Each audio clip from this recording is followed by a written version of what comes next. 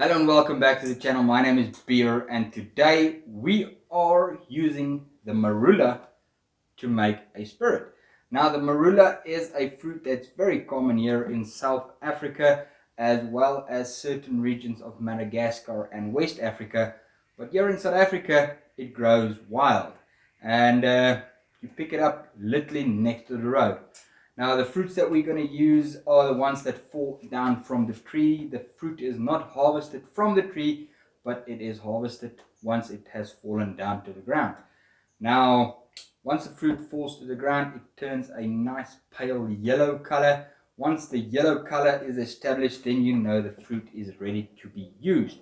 This fruit is used in a variety of things within Africa and South Africa. One of the big ones is the Marula beer that you can buy next to the road, as well as the nut on the inside is cracked open and they extract a nut from it. It is a nice soft nut that you can use to make butters, and a lot of companies use it for skin creams and so on. The Marula has a ton of uses within the African culture. It's a very common fruit. But what we are going to be doing to it today is we're going to mash it in and distill it. Now this is not an uncommon thing if you want to distill a Marula. There is Marula Mampoers all over South Africa, as well as a very popular drink known, I think, across the whole world. It's called Amarula. Now that is a liqueur that is, or a cream liqueur that is made from the Marula fruit. We've got quite a couple of ideas that we're going to be doing with the Marula wash that we have going here, including making some Amarula. Now before we get into the actual wash and the distilling of this, what I want to do quickly is just want to rehydrate my yeast before we start with the rest of the recipe. So yeah. So the yeast we will be using today is the Icon Distillers yeast that they sent to me to test. Now I've done a couple of tests on this yeast and it works like a charm. Chews through sugar like no one's business, and it does add a beautiful fruity characteristic to the final wash. The amount of yeast I will be using in the wash is 1 gram per liter of liquid. So me doing about a 20-liter batch, we're going to be doing 2 batches. It's 20 grams of distiller's yeast. So to rehydrate the yeast, we get our water. We dissolve some sugar into this. What sugar I'm using to rehydrate my yeast is dextrose. If you watch that intro into the distilling video that I made, I'll link it up here.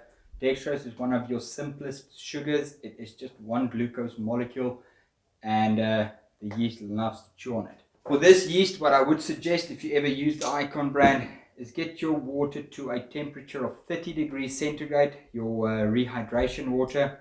What we're going to do then is pour it into our sanitized jars.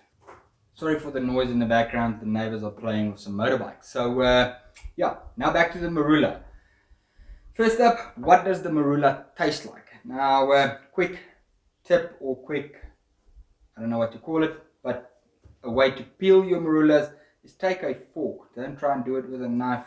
After a while, after you peel hundreds of them like we did this morning, as you're seeing in the video right now, what you're going to do is you're going to take a fork, you're going to depress it into the skin where you have the little stem coming out. You're going to wiggle the fork around and just twist it and pull out your Marula. And then you will be left with just the skin. Now, the taste of a Marula is nice and sour. Also has a good amount of sweetness to it. So how to describe the flavor? It is, yeah, so it's quite citrusy, quite sweet, quite sour. Has a very unique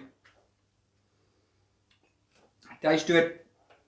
And the nut on the inside is covered with this almost mango-like consistency skin or flesh around it.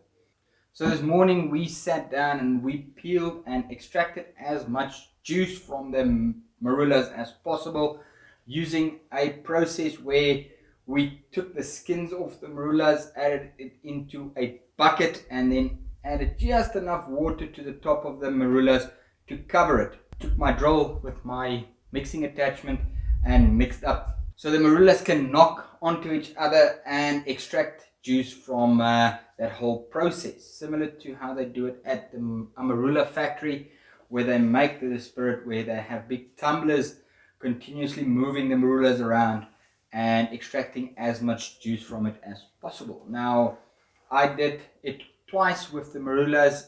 So the first time the fresh marulas went in, or the freshly peeled marulas went into the bucket, took the drill, spinned it around.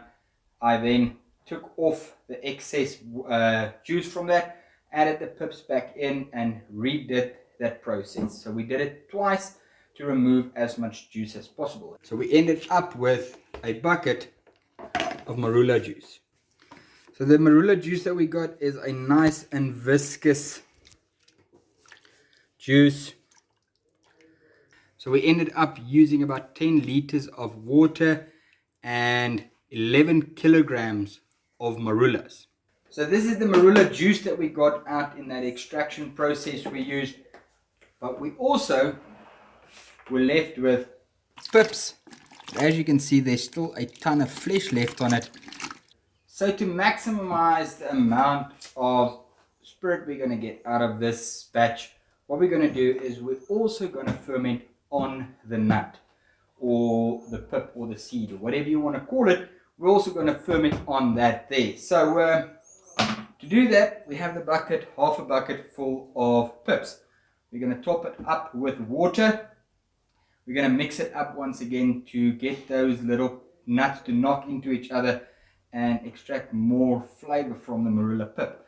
Now, something quite interesting, when you stand next to these two buckets, this bucket here has a very sweet citrusy smell to it.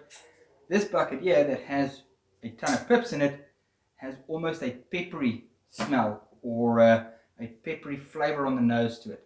Let's get into mixing so we can get this recipe done and fermented, because I'm pretty excited to distill this.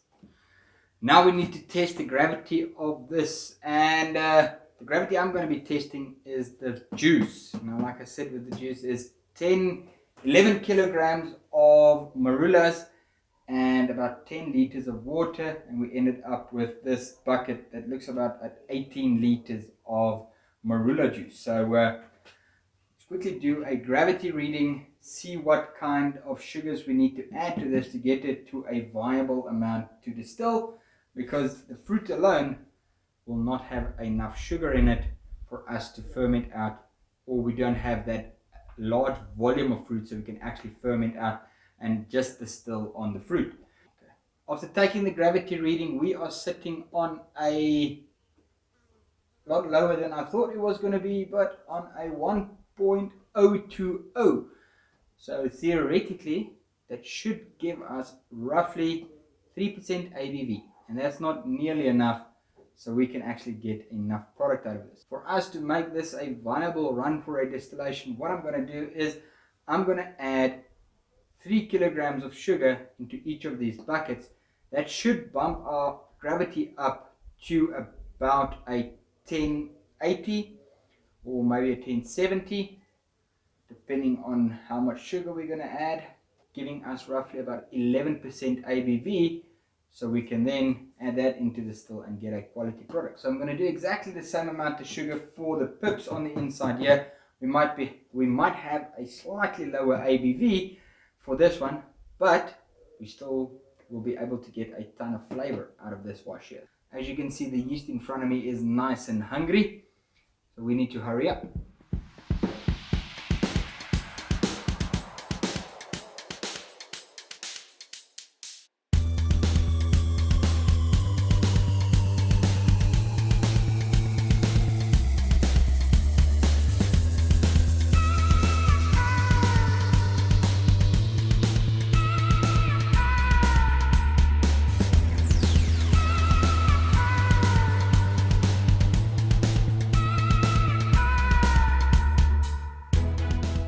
What I want to do quickly before I start stirring, just do a sanity check on my pH.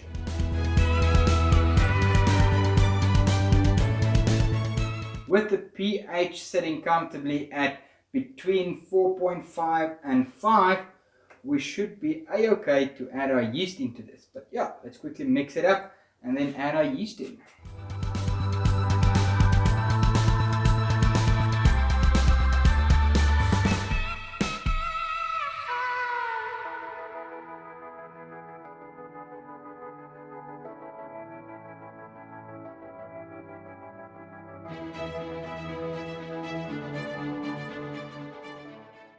With all the sugar added and the yeast added into our fermenters, the wash is sitting comfortably on a 1.073, looks like it, giving us a potential alcohol of about 12%. But yeah, with all of this pulp and stuff, wonder how much of this is going to ferment out. Let's see if we can get it to dry.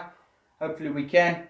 Just a quick pop in here on one tip that I forgot to add in when I started this recipe, and that is whenever you work with fruit, remember to punch the fruit cap. Marulas aren't any different. You can see we have a nice and thick fruit cap forming, so remember, always punch your fruit cap. With the lids on these two bad boys, and they are ready to ferment with the gravity setting at a nice and comfortable level for us to distill at.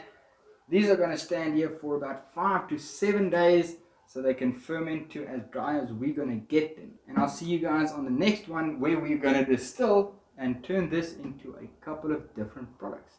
And as always, have a lekker day.